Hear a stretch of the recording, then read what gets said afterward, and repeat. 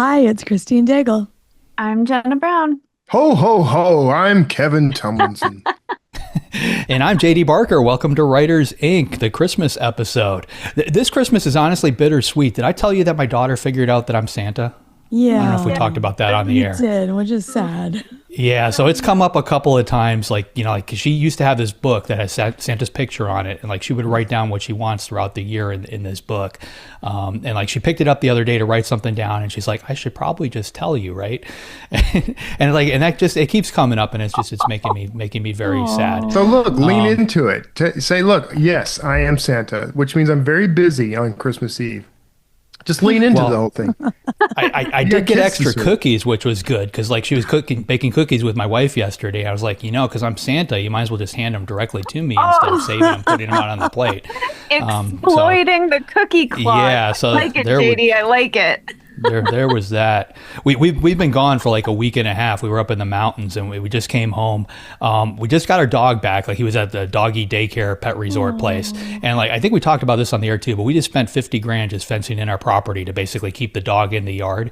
He was home for maybe 5 minutes, and he found the one spot where he can actually get out. Of course. Yeah. And it's like this weird spot that like we can't really put a fence on. So I've got somebody coming out in a little bit to try and figure out a way to block it. But yeah, like I spotted him on a security camera, and like he's just running down the street like, I'm free. Oh, no. So our $50,000 fence is now worthless. I'm surprised you don't have one of those collars that is an invisible fence thing. We were going to do that, but the thing is, like, there's two little girls that live next door to us that are real good friends with my daughter. And, like, my daughter is next door all the time. The dog is always over there with her. So, like, there's no way to tell the dog the electronic fence is on now, but not now. You know what I mean? See. Like, yeah. So, like, I would have loved to go that route. I mean, and they've got a couple cool ones. There's a portable one you can get where you basically just tell it, like, this is the perimeter. So, like, you set this thing in the middle of your house or whatever, and you can extend that perimeter up to, like, a half mile if you want to around your house. Or you can make it as small as like 50 feet. Which is all very cool. But Just have to put your neighbor's house in it too. Yeah. Well, we don't want him going over there when he's not supposed to, because that's another thing. Like he would like just leave the yard. Like we let him out the back door, and he would just bolt over to the neighbor's house to go play with their kids. And they're eating dinner or whatever. The kids aren't even home. Like you don't want a random dog just showing up, and he will he'll walk right into their house like if they open the door. Like he is not shy. Yeah. No. Anyway, you guys ready for Christmas? Dogs. No. Mostly. It doesn't even feel like Christmas to Yeah. me. Instead of unwrapping gifts, we are just packing everything into crates and boxes. So, Maybe you should wrap the boxes. yeah, we should wrap the boxes. That'd be hilarious. What's that, Jenna? To unwrap later. Yeah. To unwrap later. Yeah, so we don't have a Christmas tree. We don't have any decorations up. We've been playing music, but it's not quite the same. So every now and then I slip out and go endure like shopping malls and stuff just to get that Christmas spirit. Like, this is what I hate. Spirit. Yeah, Your Christmas spirit can be bourbon. that's right. Yeah, that's right. I'm going to be full of the Christmas spirit. Are you guys traveling? You doing anything for Christmas? No, my husband wanted to, and I'm like, no. Last minute, he's like, let's travel. And I'm like, let's not. I just like to stay here. Who would do that on purpose? Well, we're going to go see my mom probably the day after Christmas, but that's as much travel. I get going out to see family, we did that for years and years and years, but like to just decide you want to just travel at Christmas without family as a destination, I don't know that would be. I mean, I have heard like Disney World, like if you go to Disney for like Christmas, it's dead. Mm-hmm. Like there's a couple of really cool places you can get into, with like no lines and stuff if you're willing to do it on Christmas. Yeah, it's a good time to go, but because most people don't want to spend most people think it's going to be super crowded, so they don't want to spend their Christmas, fighting lines and stuff. Now you've blown the secret. It's just going to be busy from now on. So my wife and I, our anniversary is January 8th. I almost said the wrong number. We were 2006, so this is our 20th anniversary coming up. So if she is listening, congratulations. She endured me for 20 full years. But we went to Disney World for our honeymoon, so nice. It's kind of a nice, So That's anyway, cute. Fun fact: January 8th is also Elvis's birthday. That's right. I knew that. I get that email or that phone call from my friend David every year. Happy Elvis's birthday. as you should. Yeah. All right. What is in the news? Well, Elvis was born. No, Kindle's new quote, "Ask This Book," uses generative AI to create an in-book chatbot without permission or rights. Amazon has quietly launched Ask This Book, an in-Kindle AI chatbot that lets readers ask questions about a book's plot, characters, and themes without notifying authors or publishers or giving them any way to opt out. Authors and publishers are alarmed because the feature appears to analyze the full text of copyrighted books using generative AI. Amazon has not explained what rights it is relying on, how the AI works, or what safeguards exist. The rollout has renewed calls for legal scrutiny and collective action, with many authors and advocates warning this could violate copyright and undermine hard-won limits on generative AI use in publishing. Why is it with all this AI stuff, they just kind of throw it out into the world and then try to figure out what's going to go wrong after it's already Because it's cheaper. there? It's cheaper to do that than to go through the whole process of trying to get permission. It's the whole ask forgiveness instead of permission thing. And they win. They win 100% of the time. They're going to win on this too. So I don't even care. I can see this taking off. I mean, one of the things that happens with my books, because they're pretty complicated, there's a lot of twists going on and stuff like that, and people they take notes as they read through it, and like I see it sometimes in their Goodreads, they'll type some of those notes in there. That's one of the reasons why I included evidence boards in some of my books, just to kind of keep the reader on the same page with the police investigation going on. But there there's plot holes that exist in some of my earlier books that you write something 200 pages later, you forget you wrote it, and then it ends up slipping out through a publication. Like you need to make sure as an author now you weed out every single one of these, because the AI is going to catch it. Yeah. So every little goof that you make now that might be forgiven by human memory is no longer you're not going to get that free pass anymore. Yeah. I can actually see this being very handy because occasionally I will put a book down for a while and then come back to it, and maybe I remember everything, maybe I don't. But also, if you were reading like a lengthy series, you could ask, for a recap, basically, of, hey, what happened in the rest of the Jack Reacher series with this character? Where did this character get introduced? I could see that being very useful. But the various writer communities are up in arms about it, though, for the reasons. Yeah, we stated, lack of transparency.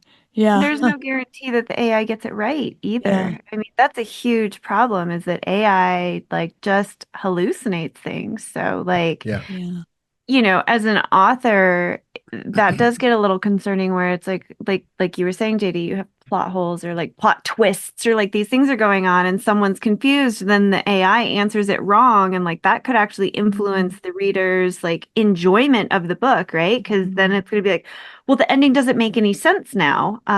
It does, but the AI could get it wrong. And how are they, I guess, on the back end, verifying and double checking, what is happening there? Yeah.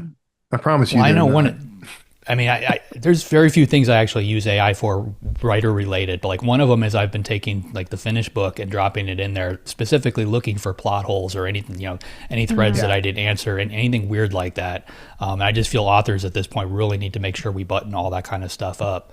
And human editors in my world, I've got a lot of people that read these books before they get out there. They usually get caught, but usually being the key word there. I've had stuff slip through 4 or 5 different rounds of editing and completely get missed, and then get caught at the the tail end.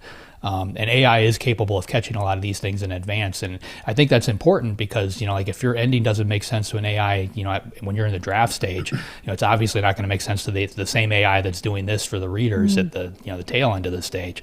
So you've got to make sure that all these things are tight. That's a good point. I've been using AI in my looping process. So because I think I've told you guys about this before, but I loop back every day to rework what I wrote the day before.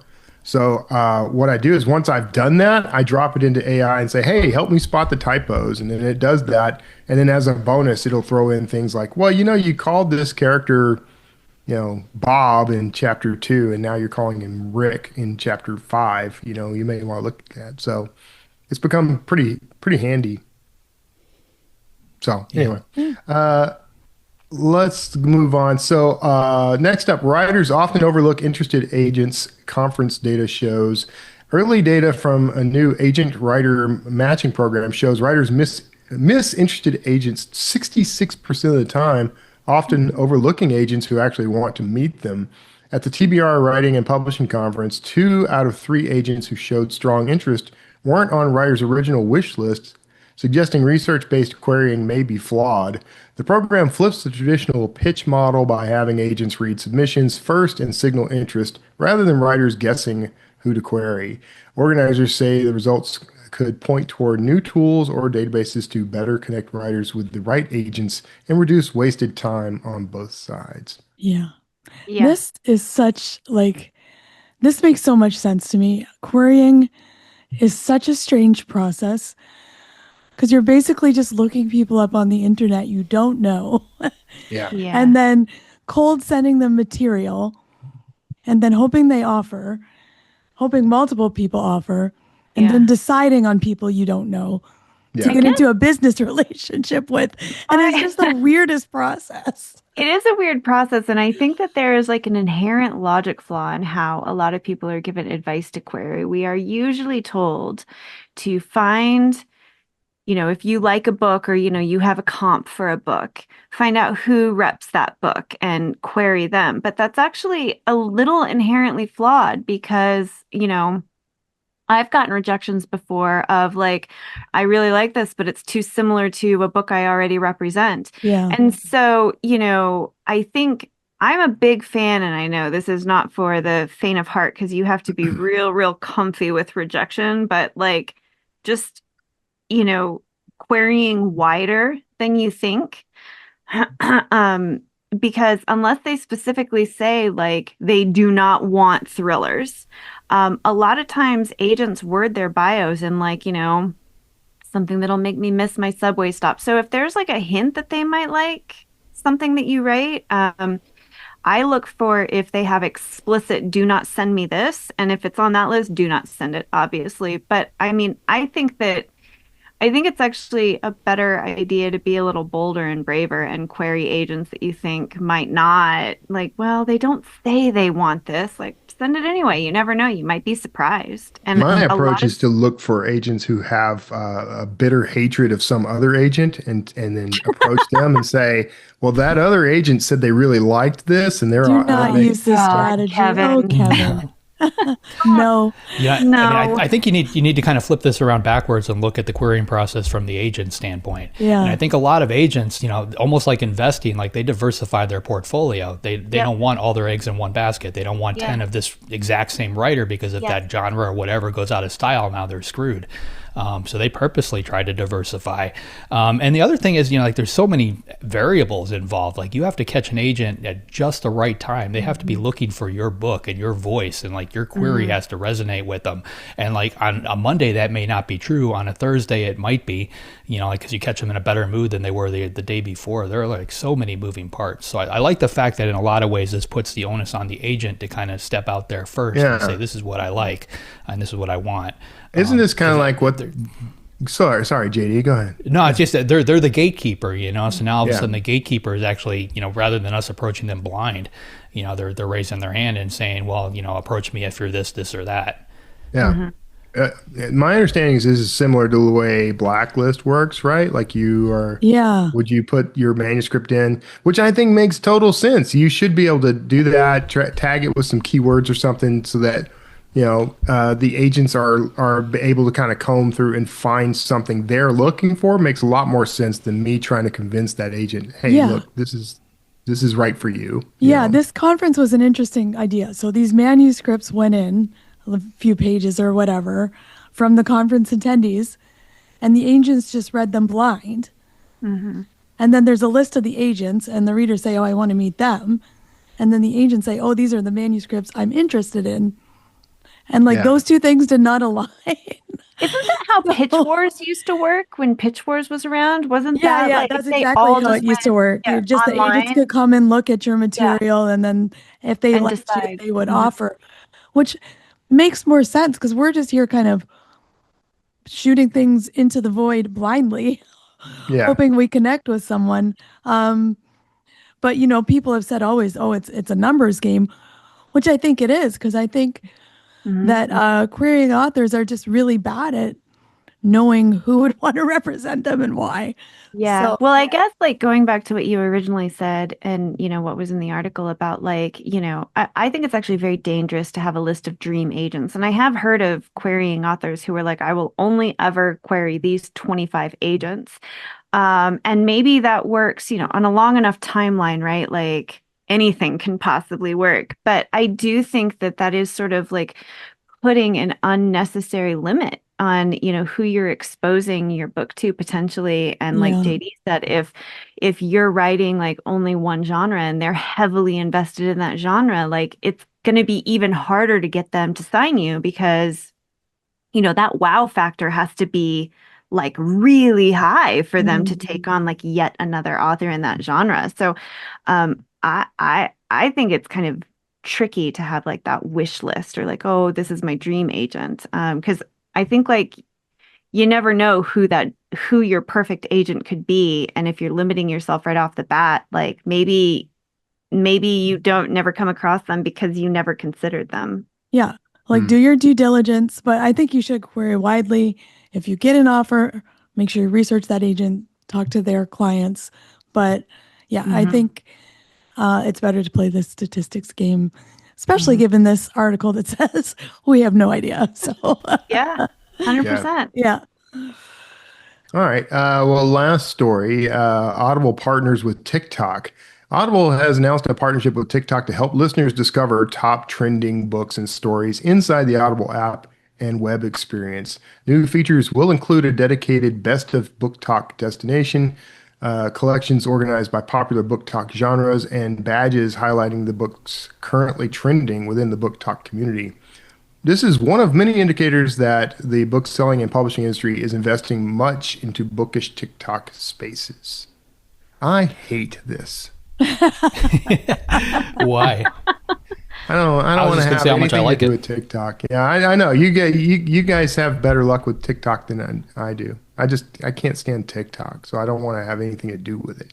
But that doesn't mean anything. It doesn't mean it's not a good source for this. It just means that. Well, I think they realize that TikTok is selling books, so they want to be there instead of authors selling directly.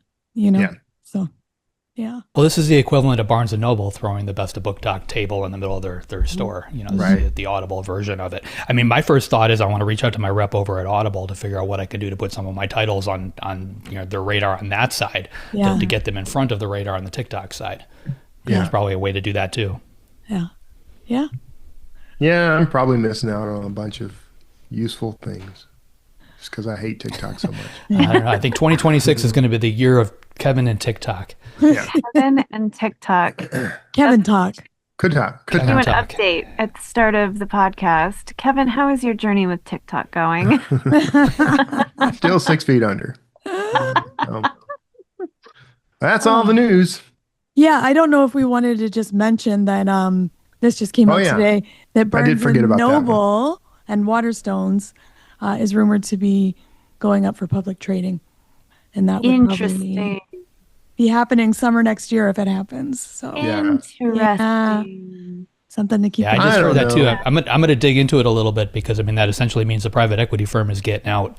Which could be good or bad. I mean, they're probably cashing out at a decent profit, but there's luckily there's a lot of financial data that can be reviewed on something like this. Well, and things like this usually indicate that there is some kind of demand in the market as well. So that could be actually good news for us in a kind of sideload way, because if Barnes & Noble's opening up for IPO, it might mean that there is an uptick in demand for books, unless the IPO is centered entirely around their like extraneous inventory. Has nothing to do with books. But it doesn't sound that way. Yeah, no, I think it potentially could be good. Publicly traded companies do sort of, I guess the good and the bad, they have to answer more responsive to the whims of the public, right? The shareholders. So, I don't know. It's interesting. I don't know if it's good or bad. I think it's very interesting. Very interesting. Yeah. You have a story. Share it with the world. Ingram Spark offers everything you need to publish, promote, sell, and print your book. Reach millions of readers worldwide with powerful tools created for independent authors. Get started for free at ingramspark.com/learn more.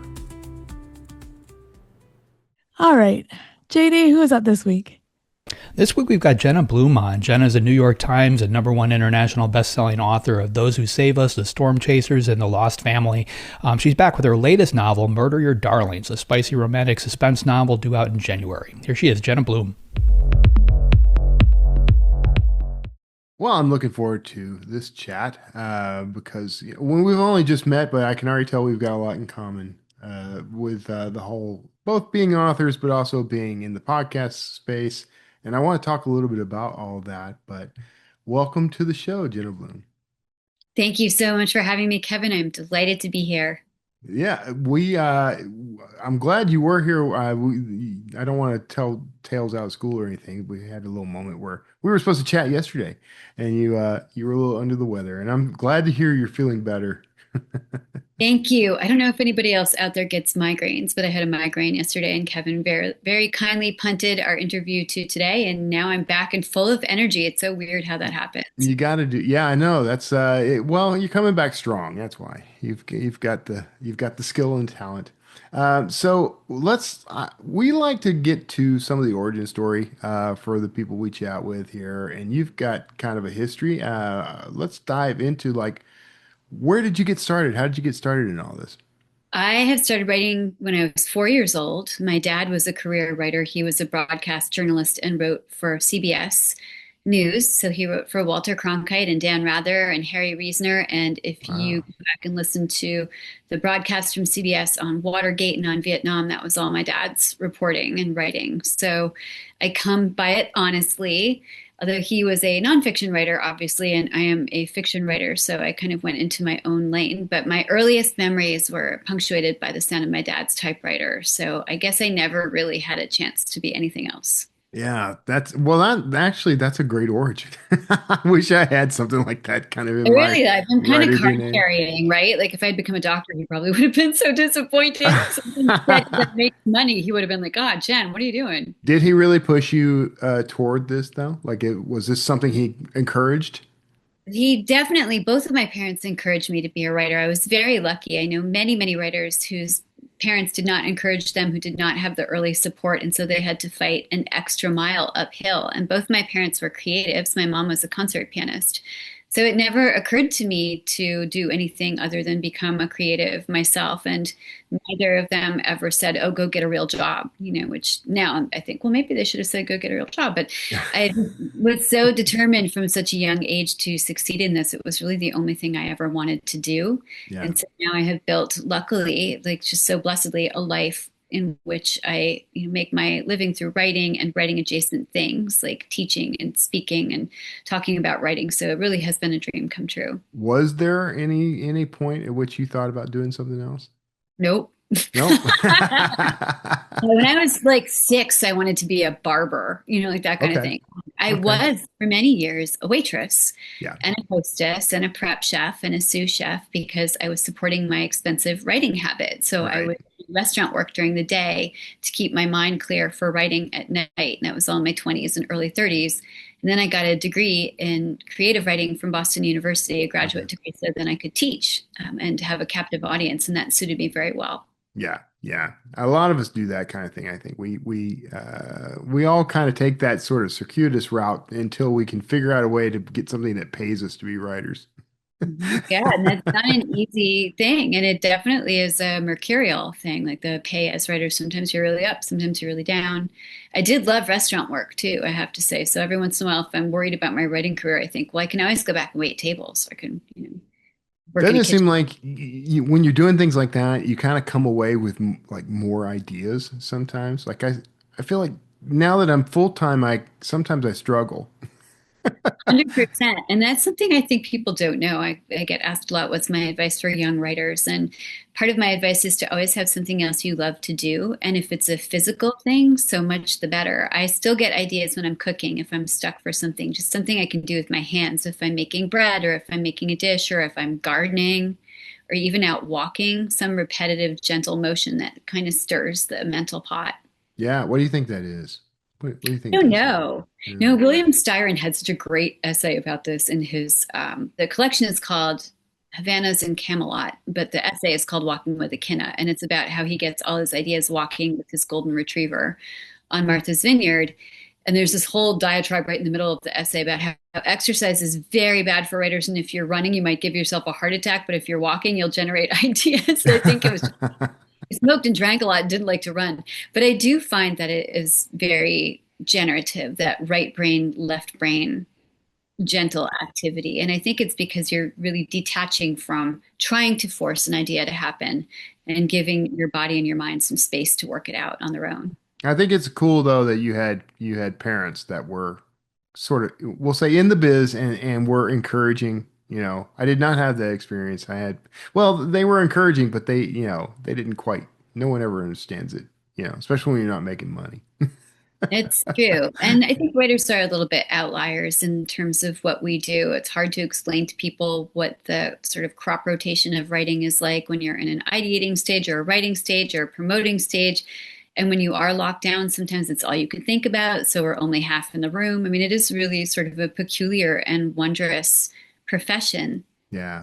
I'm so grateful to have other writers to talk to about it always, and interested readers. Yeah. When did you cross the line from want to be a writer to actually being published and paid for your work? When I was 16. Okay. I won the 17 magazine national fiction contest, and I forget how much I was paid, but I remember what I spent it on. It was a lot for being 16 in like 1986. So it was like $2,000 or something, which is like $200,000. You know, it's a lot of money to me. Might as well be, right? Yeah. Might as well be, exactly. And I remember I went to the mall because I grew up in New Jersey, and I bought Aqua Chuck Taylors. That was like the bomb. I think I bought like several pairs of Chuck Taylors. Yeah.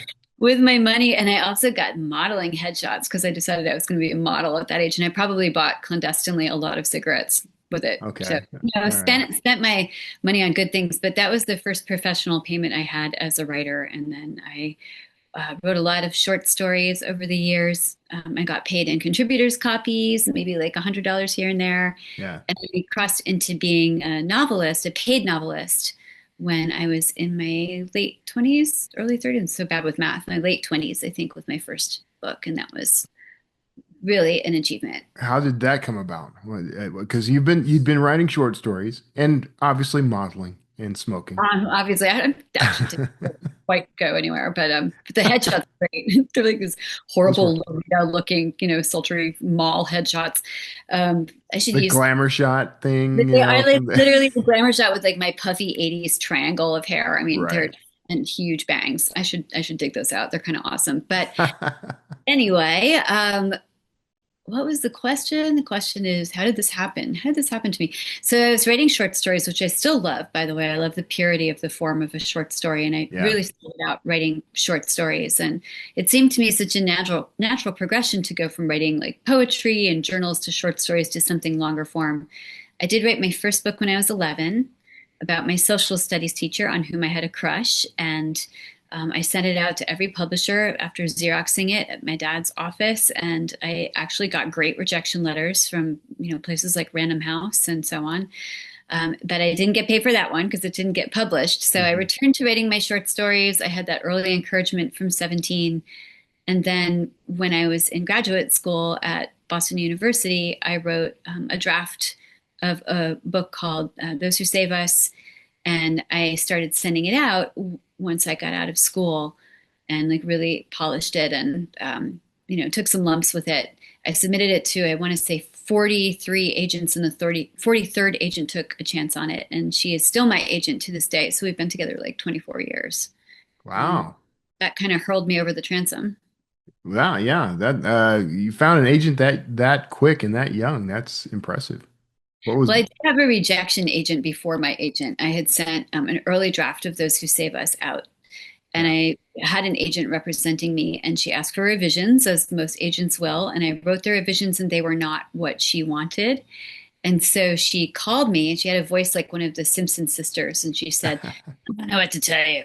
Good luck, kid. This is never going to sell. It's Holocaust fiction. It's too depressing. And I was like, it's Holocaust fiction. It's supposed to be depressing. I mean, you can't really make jokes about the Holocaust.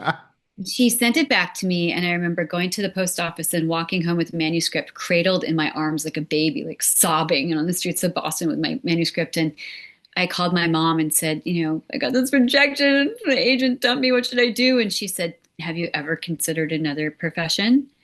And I said, no. And I hung up on her, and I went home and I sent out 10 new query letters that day. And one of them was to my existing agent. So this is my story about whenever you get a rejection, pollinate. Yeah, I love that. Because, it's real easy to be discouraged by this stuff for sure. And you get that first rejection and you figure that's it. It's over, done. So I think any writer out there, you have to have a thick skin. Yeah. When people say, like, what does it take to become a writer? I say talent. I mean, you have to know how to put words together, which comes from reading and imagination and practice, all of those things bundled together. Yeah. And you also have to have grit. And if you don't have grit, you are not going to make it, because it requires a lot of determination to be in a field that, as we discussed, a lot of people don't know much about or don't recognize as legitimate work. And then also in the field, you get a lot of rejection. So you have to really want it, and you have to really love what you do. Yeah. Yeah. So what was the experience like when so you've got one book, it's on the shelves, and you've got an agent. So book number 2, what was different when you came back? Oh man, book 2 is hard. I mean, most people have a struggle with the sophomore novel, and I had a special struggle with it because book 1, knock on wood, knocking on my head, was really, really successful. And it wasn't successful right out of the gate. The hardcover, for those who say bus switch, the elevator pitch for that book is it's about a German woman who has an affair with an SS officer to protect herself and her little daughter during World War II, when she's suspected of being a resistance worker. And then the daughter's quest 50 years later to find out what the mom did, because the mom will never talk about it. Yeah. So that book developed a sort of a cult following, and it was in part because it got picked up by Borders and won a couple of prizes, but it was also because I was going to 3 book clubs a day with that book in person, like really pushing it. And at every book club, I would say, if you love this book, please give it to one other person. And by God, people actually did. So 2 years after the book came out in paperback, it jumped onto the New York Times list. And my agent, who's French, called me one day and she said, Jenna, all of my colleagues want to know how you get your book onto the New York Times list. 2 years after it came out in paperback, they are calling you the Biscuit. And I realized that my name had become synonymous in New York publishing with the horse that had come from behind, which I took as a compliment. It's just because the readers passed the book from hand to hand and gave it great word of mouth. And I think that's how a book should be made, honestly, from reader recommendation. Because that book did well, the second book was sold before it was written. And that was much harder for me. I didn't perform as well under contract. Yeah. And I often say that, like with the first book, it was like, giving birth in the shack in the woods for like 3 years of labor, and nobody's around to hear you screaming, but it's like all in your control. With the second book, I had like a team of expert obstetricians standing around checking their watches saying, when's the book coming? How's the book doing? Let's take his heartbeat. How's the book doing? And I did not do as well with that book, writing it, but I did get it out. It's called The Stormchasers. It's about boy-girl twins, one of whom is bipolar. That was a topic near and dear to my heart as well, because I have bipolar in my family. And I had a great time out in the world promoting that book. I did a lot of storm chasing, took readers along, and then went back to World War II for the third book. So it's really been quite a zigzag. So you clearly have a love for history, especially a specific era, right? I do. Yeah, gravitated to World War II. I think because my mom is part German and my dad was Jewish, and I interviewed survivors for the Steven Spielberg Survivors of the Shoah Foundation. And so I think, there's always part of me that had sort of lodged in the Holocaust. And my third book was about the diaspora and how you survive something like that and rebuild, and how tremendously difficult that is. But that really is my historical lane. I also have a great fondness for like the prairie and the settling of the American Midwest, because that's also part of my family history. But yeah, those are my 2 historical pets. Yeah. How do you handle research for this sort of thing? I, really go down the rabbit hole with research like a lot of writers do. And one of the most popular questions I get asked as a historical novelist is, when do you know it's time to stop researching and start writing a book? But I like to have a really firm groundwork of research underneath me before I start writing. I'm not a Mad Libs author, write the story and fill in the research after, because I feel as though the research and the time period really helps make the person who you're narrating through. So to give you an example, when I was writing my first book, I researched everything I could about the Holocaust, which basically took me 10 years. But I read everything I could get my hands on. I listened to German music. I watched German documentaries and movies from the time period. I dressed like my main character when I was writing, and she works in a baker. So for, 10 years while I was writing that book, I had a great Halloween costume as a German domestic. And I baked everything that appears in that novel, which is not a small feat because, as I said, it's set in a bakery. So I was like baking all the time. Wow. You may be the first method writer I've ever met. Yes, I love that term. I think that's so great. And the third novel has a restaurant in it named Masha's. And I created a menu for Masha's. And I also like baked everything and cooked everything that was on that menu, which was the most delightful summer I ever spent. So I really go deep. And I love the sort of tactility of method research. I think it helps you put the reader really squarely in the physical experience of the characters. That's really interesting.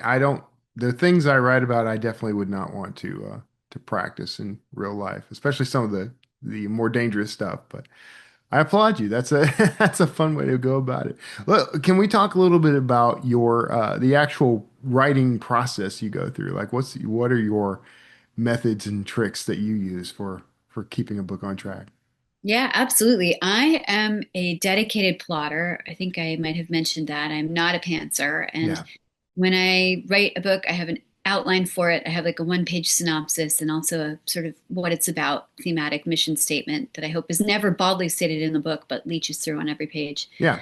I create an outline, put it on my wall, and when I am in it, I write a scene every day, which translates to a chapter every day in the book. And I actually put it on my calendar so I know what I'm going to write on which day. Yeah. And I don't allow myself in the first draft to tinker. I just take a run through the whole draft. And I know, I mean, part of the frustration with writing is that a lot of what you're writing is going to be wrong and you're going to have to end up rewriting it. It's a highly inefficient process to be a writer, but that's how I do it. And the thing that takes me a long time is not therefore actually writing the book. What takes me the longest time is coming up with an idea that I love enough to stick with it. And that is just a process of kind of walking around, rolling ideas around in my head and seeing which ones are going to keep rolling around or which ones are going to like disappear through some knothole somewhere. Yeah. Yeah. When you're cooking those meals or taking those walks, which idea keeps coming back?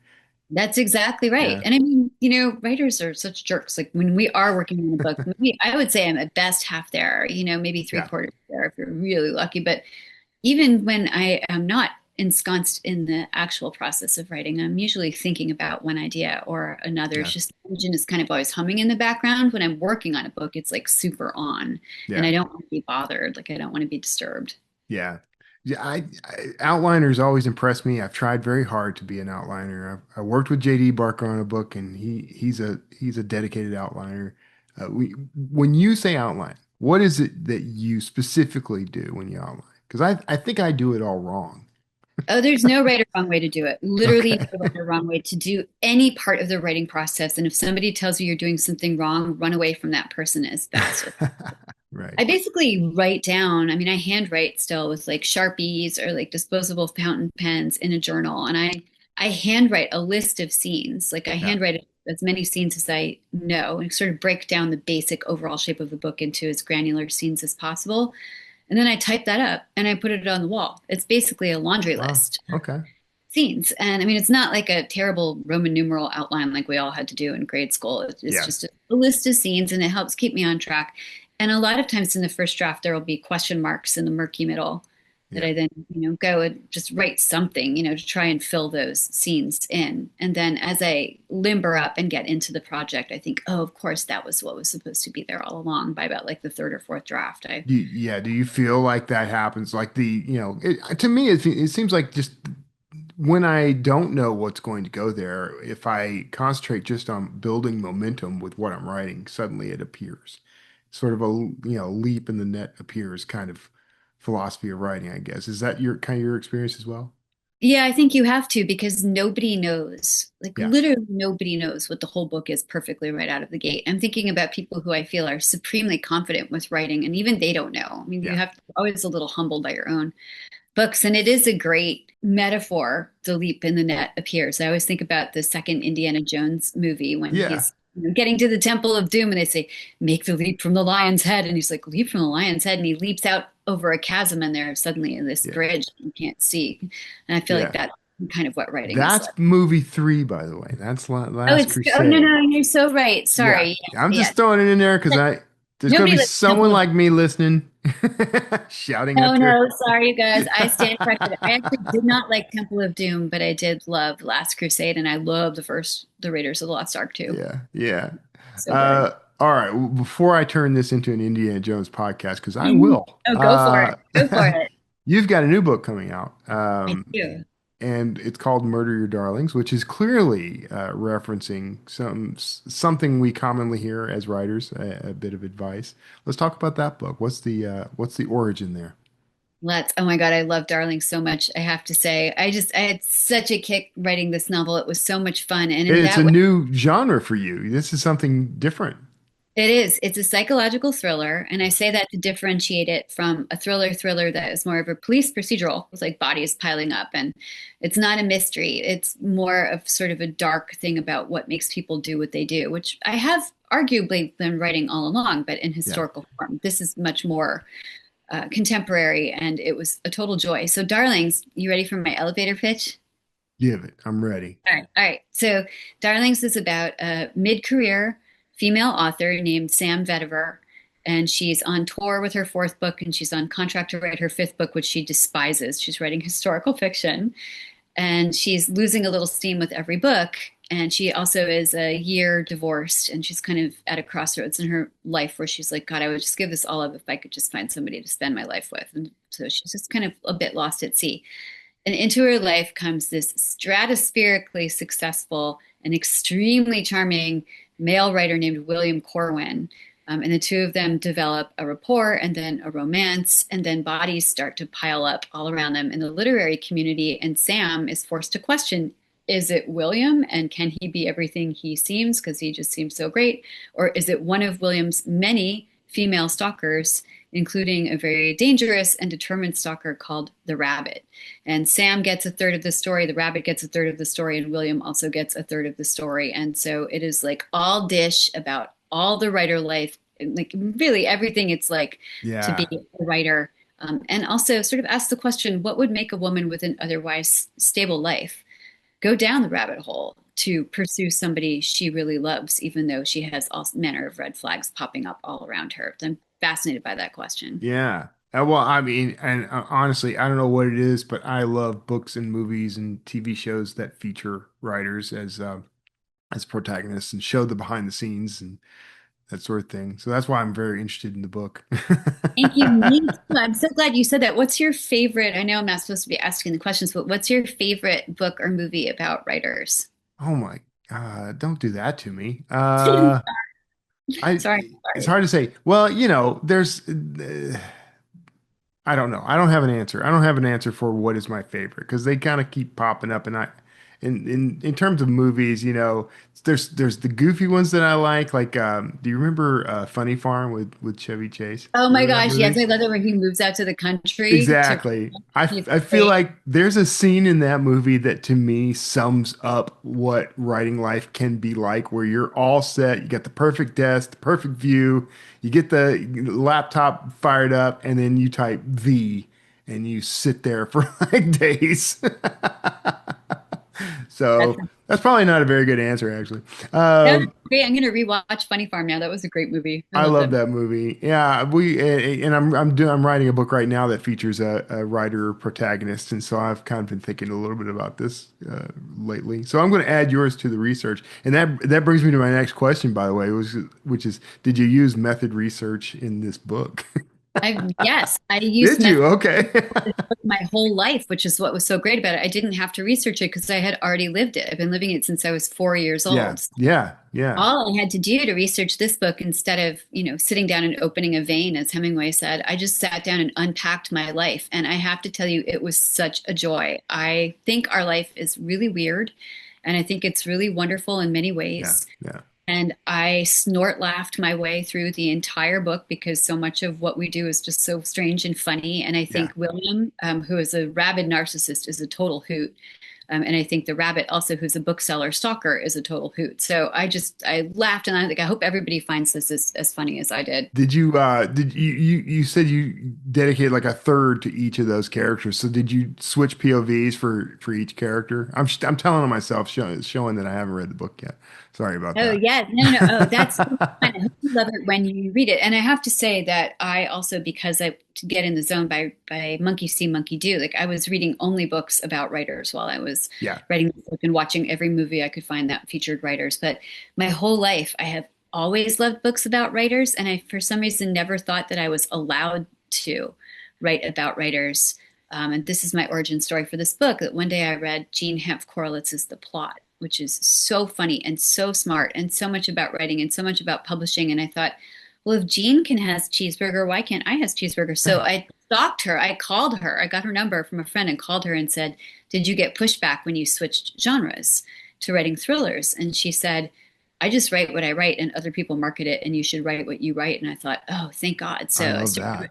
I loved it so much. And, Stephen King is one of my favorite writers. He writes about writers all the time. All I the love time, right. William Styron, Meg Wolitzer. I thought, finally, I get to do this thing too. So I just suddenly had permission, and I was like, boing, Yeah. I felt very buoyant about it.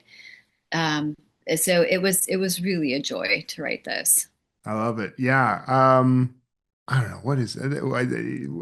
It's insider baseball basically, right? Like we get to share all the dirt and Hugely. yeah. Hugely. If anybody on listening to a podcast called Writers Inc., if anybody out there is interested in writing, this is the book for you, because I pulled no punches. Like I talked about what the creative process is like, what it's like to be on book tour, like what you eat on book tour, writer ambition, writer competitiveness, publishing contracts, your agent, blah, blah, blah, all of it. Grad school, there are a couple of chapters dedicated to the MFA workshop. Yeah.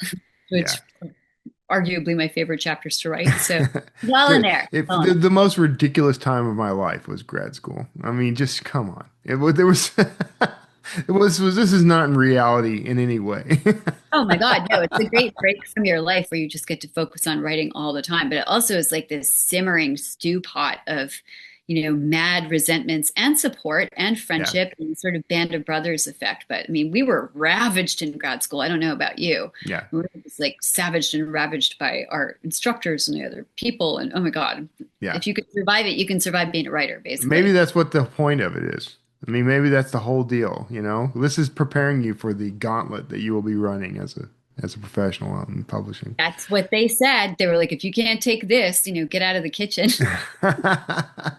Well, yeah. Okay. So that book, now I have a date of 1 month from now, not 1 year from now.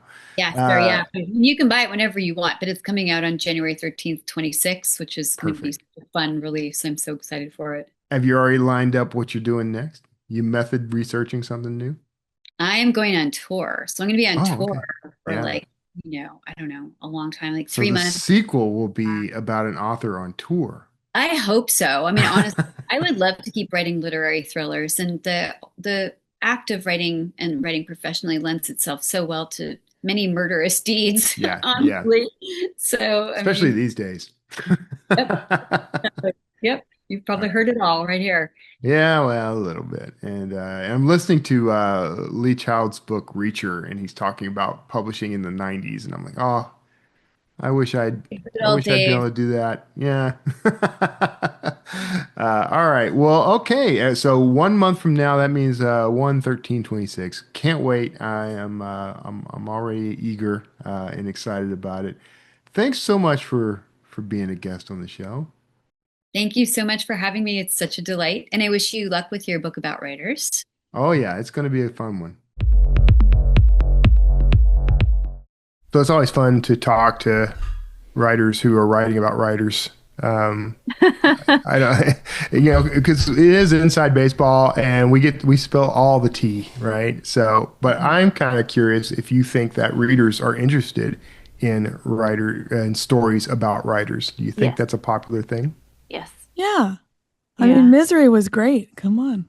I know. Misery was great. Yeah. No, I do. I think that readers sort of, if you look at any sort of like quote unquote celebrity industry, right? Like if you're into movies, like you really like the behind the scenes stuff, right? Like with the directors and like the cinematography. And if you're into like sports, you like those, the stories of the athletes and all that. I don't think it's any different for readers. I think that they do. They like we all like peeking behind the curtain and seeing a glimpse of the wizard and what's really happening there. I think it's, and I think readers are more curious too. So I definitely think they like it.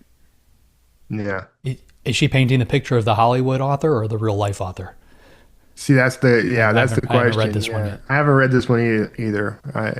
I'm waiting. You're moving. We forgive you, Kevin. Yeah, I know. Forgive you. But, I really enjoyed her impersonations. I think that, she definitely could become a voice actor. Like it was very fun to listen to her interview. Yeah. She's a method writer. Do you guys consider yourself method writers?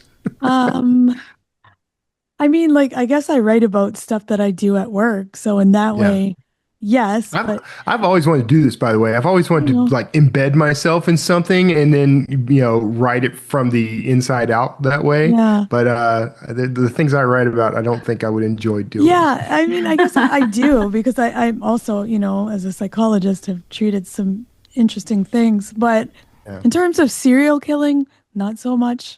I've not method acted that very much. No, I mean, I guess like not that I'll admit to. Right. I'm kind of like a very like kinesthetic person. So I guess like in a way I kind of do like I have to sort of be able to like feel like I have some sort of understanding of like, what's going on. Like I can't just like make something up and like not kind of have a feel for it. Mm-hmm. So, I mean, even to the point where I was writing a short story like a couple years ago and my best friend, was like, she was like the right like weight and height. And I was like, can I try to drag you across the room just to kind of feel like how awkward it would feel, because it wasn't just the act of dragging. Like it was kind of like I needed like a humorous slant on it. And so I kind of needed to feel like, how would it feel awkward? Like what would that feel like? Luckily she's, just as up for chaos and mischief as I am. And so she was like, sure. Well, a lot of people don't realize, but like I've tried that before too, like actually carrying somebody on my shoulder. Like how far can you actually get carrying more or less dead weight? Because they do it on TV, they do it in books, they do it in movies. You try to do it in real life, you're lucky if you get across the room. Yeah. There's a famous story with Stephen King too, when he was writing Gerald's Game, I think it is, where the wife gets handcuffed to the bed and her husband dies. So he handcuffed his son Joe to a bed and told him, okay, I need you to flip over the back, get behind the headboard and see if you can push this bed across the room. And I guess his wife walked in and stopped the whole thing before he flipped over and broke his wrist or whatever would have probably happened. But you got to be authentic to some of these things. The closest I think I've ever gotten to it is I used to own one of those. I guess I bought it in an art studio. It's basically like a human form, and like I would use that when describing like fight scenes and stuff like that. Like I could kind of move it around so I had the elbow in the right place and stuff like that. That helped me to visualize things. The last time I've done it, and this doesn't really count, but like when I wrote The Writer with Patterson, our lead detective drank grasshoppers through the whole book. So I actually got hooked on grasshoppers in real life. Oh my God, what? I don't know if you... have you ever had that drink? Jenna. It's a drink, Jenna. It's a drink. It tastes like Andy's. It tastes like Andy's candies. If you've ever had those, but it's like it's almost like a dessert drink. What is it? It's like something. Does it have like it's creme de menthe? Yeah. Don't let them fool you, Jenna. It's pureed grasshoppers. They throw a handful into a blender. Yeah. So or order it at your next outing. You'll be very happy. Yeah. Yeah. I did go through a couple of, I was a private investigator earlier in my life, and I did they did like a little SWAT training thing at the academy I went to. And so we had to get, tear gassed and things like that. So I've done things like that. And then I did like a writer's police academy thing where you get to kind of do some of that stuff. So I've done some of that kind of thing sort of in the name of learning, getting the experience. And so I can write about it, but yeah, I'm not volunteering for a lot of that kind of stuff. Well, that's a good. The FBI is actually very good about helping writers out. Yeah, like they will let you into Quantico. There's training programs. They've got the FBI's something academy that you can join, because they want you to get all the information right too, and they're very transparent. Right. Out of all the alphabet agencies, they're probably the best. Yeah. So she was saying that her second novel experience was kind of brutal. So what do you guys think is harder, the first book or the second book or subsequent books? For me, it was the first one, only because I'd been working so long as a book doctor and a ghostwriter, like that was the first time I had to actually step out and put my own name on something. But I like once I got on that roller coaster, I was fine. So I didn't have that sophomore thing. I don't know. They're all hard. Well, they are all hard. I think the biggest difference for most people is that, like the story goes, right? You have 10 years to write your first novel and then 1 year to write the second. And so it kind of makes sense. Like that's very similar, I think, to what you were just saying, JD. Like anytime you have to like shift from like your comfort zone into a non-comfort zone, like that's always, I think, going to be difficult to do. Like, I imagine it's not easy for like an established author to shift genres either. Like, because now you're working with like new editors and new readers and like everything gets new. So I think anytime you go from like, oh, I can wrap my arms around this and I get it, to like, oh my God, what's happening? That's always going to be a struggle.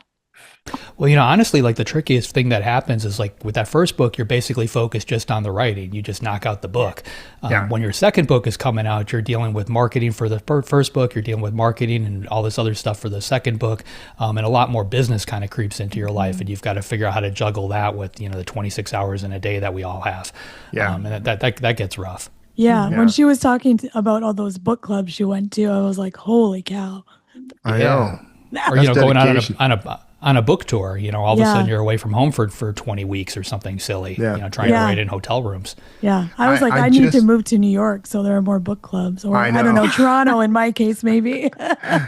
So I just listened to Lee Child's Reacher, and it's kind of a collection of forwards that he wrote for like some special releases of his books. And he talks about this kind of thing, like, and I like the way he put it. And I agree with him that, when he started out and he was doing the grueling book tours, it was, I'm doing this now so I don't have to do it later. And I think that's the right approach, because, you're going to burn out one way or the other. So, burn brightest in the beginning. So that burn out right away. That's what Kevin is saying. That's the way I did it. Oh, jeez. All right.